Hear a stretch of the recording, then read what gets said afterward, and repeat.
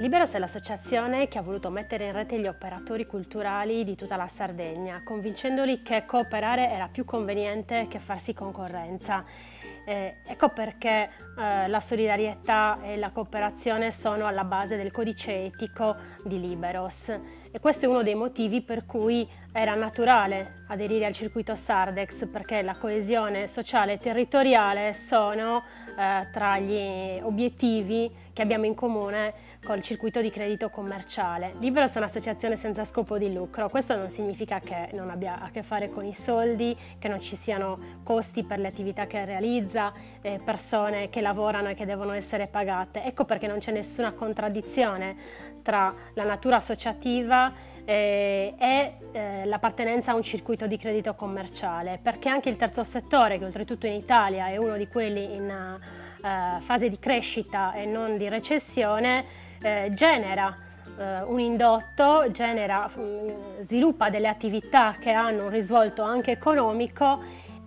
L'aspetto più visibile dell'attività di Liberos sono gli eventi culturali che realizziamo in tutto il territorio, anche nei più piccoli paesi, e durante tutto l'anno, in particolare col Festival Entula, che quest'anno durerà 7 mesi e toccherà più di 30 comuni in tutta la Sardegna. Far parte di un circuito che crede nella collaborazione e nella cooperazione ti dà la possibilità di trovare interlocutori più attenti alle tue attività e che saranno disponibili anche a conoscerti, a fare delle cose insieme, perché l'obiettivo che tutti noi abbiamo, le imprese di Sardex, Liberos e le associazioni culturali che lavorano sul territorio, è quello di migliorare la felicità dei nostri territori. Sardex ha già replicato felicemente il modello in altre regioni d'Italia, Liberos si sta preparando a farlo, per cui questa felice collaborazione tra le attività culturali e le imprese del circuito di credito commerciale potrà essere replicata anch'essa con beneficio di tutti anche nelle altre regioni in cui ci sarà Liberos e in cui c'è già un circuito di credito commerciale. Personalmente non vedo l'ora che finalmente la pubblica amministrazione entri nel circuito Sardex e che quindi si possa movimentare una ricchezza enorme che gli enti locali hanno,